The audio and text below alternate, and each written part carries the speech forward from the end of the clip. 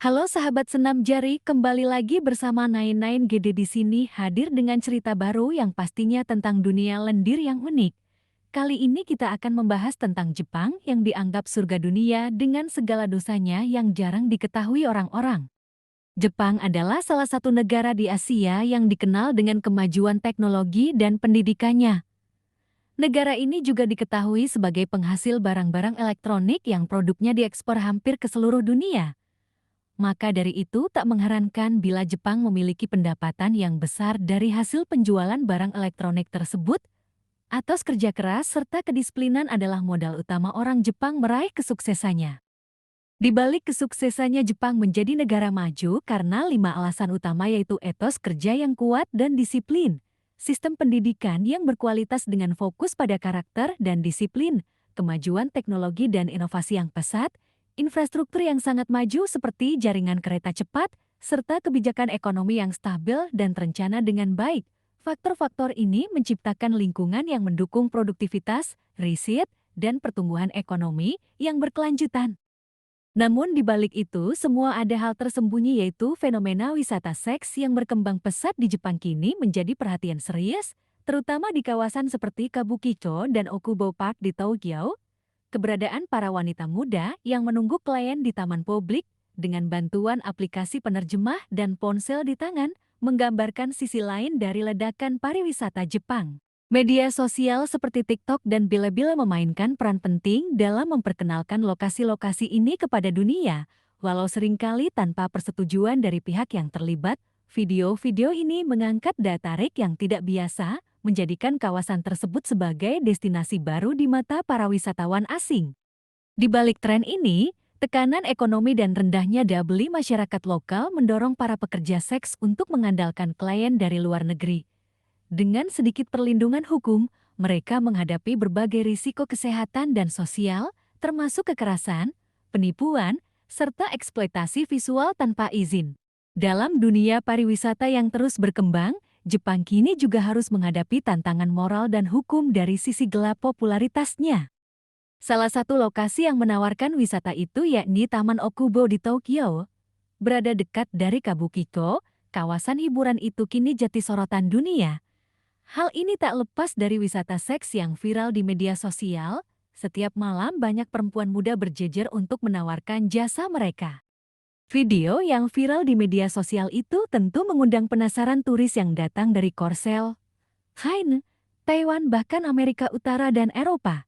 Sasaran si penjajah memang orang asing, kecanggihan teknologi saat ini tak jadi kendala dalam proses tawar-menawar. Layar ponsel dengan aplikasi penerjemah jadi jalan untuk memadu cinta sekejap. Salah seorang pekerja seks komersial PSK bernama Ria mengungkapkan alasan mereka menjadikan turis sebagai target, sebab warga lokal saat ini tengah mengalami daya beli turun. Orang asing biasanya nggak menawar, bahkan sering kasih uang lebih, kata Ria, ditambah kekhawatiran mereka terhadap aparat berpakaian preman, sehingga risiko melayani turis asing lebih rendah ketimbang warga lokal. Urusan tarif memang bervariasi, mulai dari 15.000 yen hingga 30.000 yen, atau jika ke dalam rupiah berkisar 1,8 juta rupiah hingga 3,6 juta rupiah.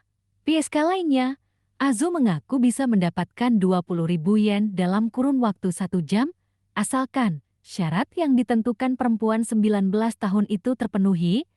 Namun di balik itu juga menyimpan rahasia tersendiri.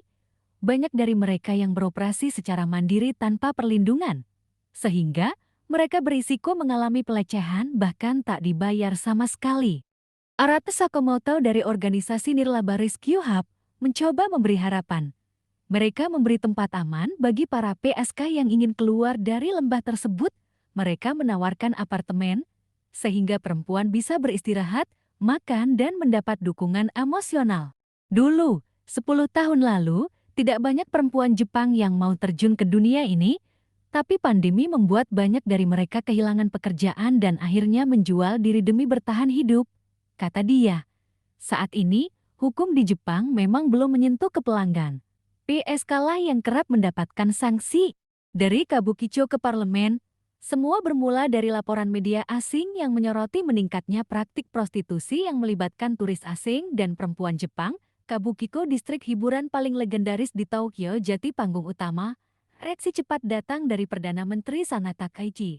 Dalam rapat parlemen awal November lalu, ia menyatakan keprihatinan mendalam dan berjanji akan menertibkan praktik ini. Masalahnya, undang-undang prostitusi Jepang masih setengah matang.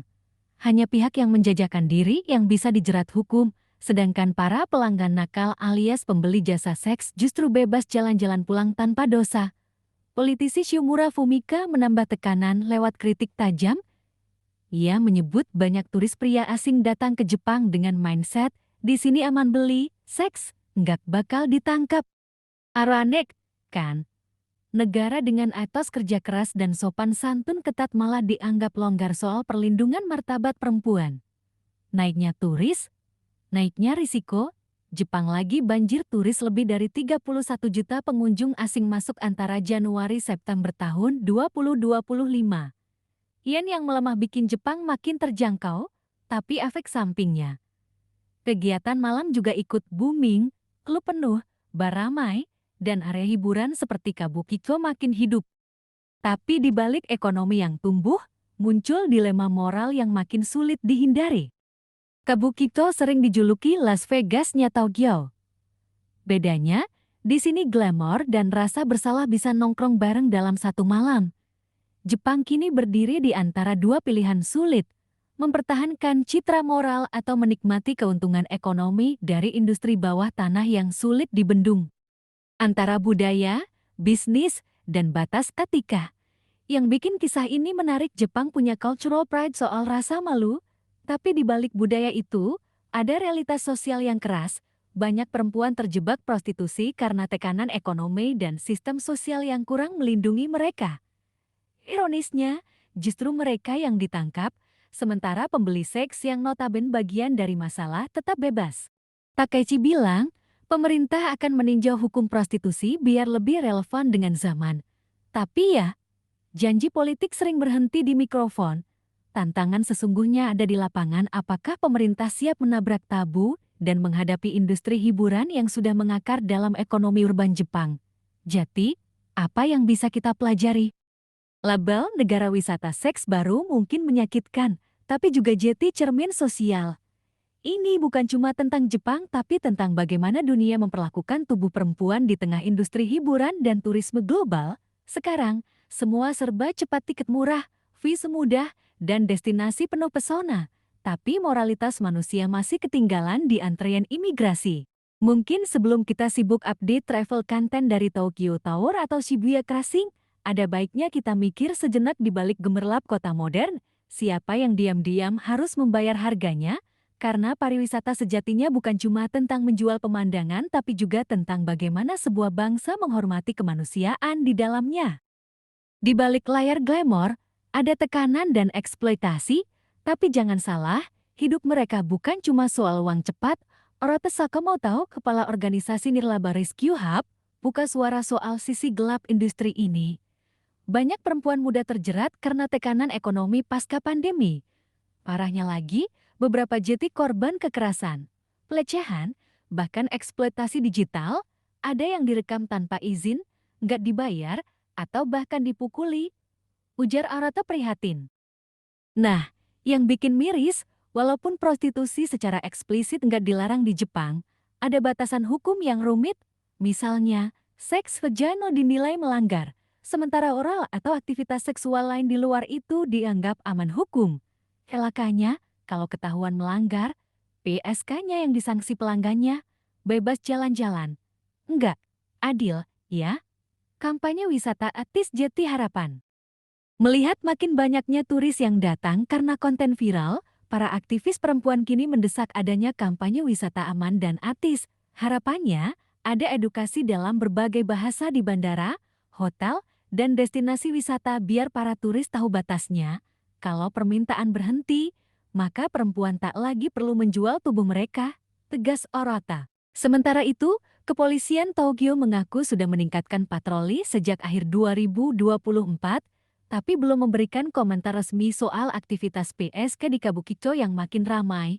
Para pegiat berharap, ke depan, wisatawan asing juga ikut andil dalam mencegah eksploitasi, Nggak cuma menikmati suasana Jepang, tapi juga jadi pelancong yang sadar dan bertanggung jawab.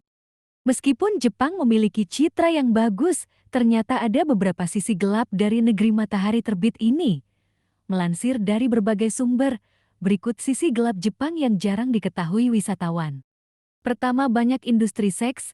Industri film porno di Jepang sudah seperti pedagang kaki lima di Indonesia, yang artinya menjamur di mana-mana. Bahkan, film porno menjadi salah satu penyumbang pendapatan negara terbesar setelah industri otomotif, loh. Ditambah ada praktik prostitusi remaja dan pelajar yang cukup marak. Bisnis gelap ini disebut joshikoshi, yang merupakan promosi perempuan. Mereka membagikan brosur di pinggir jalan kepada calon pelanggan. Kedua, alat bantu seksual dijual bebas. Jika kamu liburan ke Jepang, jangan heran dengan beberapa toko yang menjual mainan seks. Gak hanya itu, beberapa toko buku di Jepang juga memajang buku dewasa di lapak depan toko tersebut. 3. Budaya gila kerja. Warga Jepang terkenal memiliki sifat pekerja keras. Bahkan, mereka nggak keberatan jika harus bekerja di luar jam kerja dan nggak dibayar. Gak heran jika pekerja Jepang banyak yang meninggal dunia karena kelelahan bekerja. Keempat, bunuh diri menjadi hal yang normal.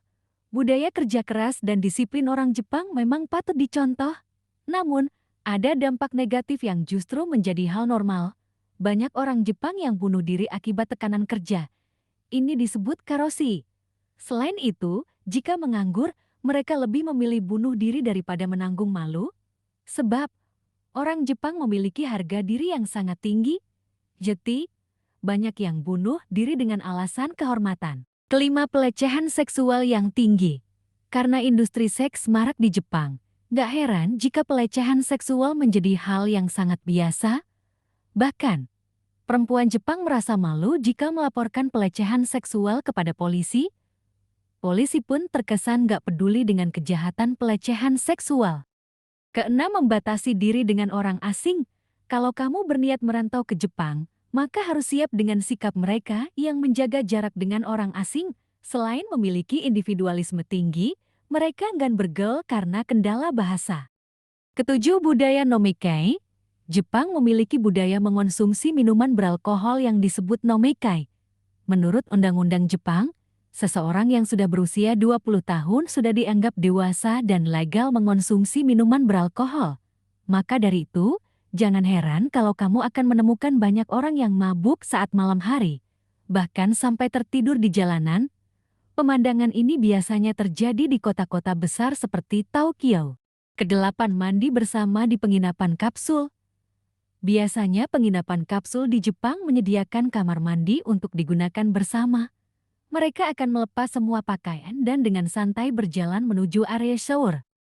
Kesembilan, kasus bullying yang tinggi. Bullying menjadi kasus yang marak terjadi di Jepang, terutama di sekolah-sekolah. Bullying juga kerap terjadi di kalangan murid SD. Sedihnya, banyak kasus korban bunuh diri karena sering mendapatkan bullying di sekolah. Kesepuluh, banyak tunawisma di jalanan.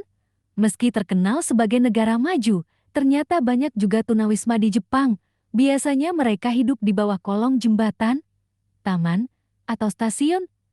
Namun, tunawisma Jepang gak akan mengemis seperti di Indonesia. Itulah beberapa sisi gelap Jepang yang belum banyak orang tahu. Meski demikian, hal tersebut tak menjadikan Jepang tak menarik untuk dikunjungi saat liburan. Jepang selalu menarik dikunjungi karena memiliki berbagai destinasi dan atraksi menyenangkan. Seperti halnya dengan yang lain, tak ada negara yang sempurna. Jangan lupa like, komen, dan subscribe karena subscribe itu gratis dan juga Mimin butuh uang untuk membayar pajak negara yang semakin menggila dan juga semangat dalam menjalani kehidupan dunia yang sangat keras di negara Konoha tercinta ini.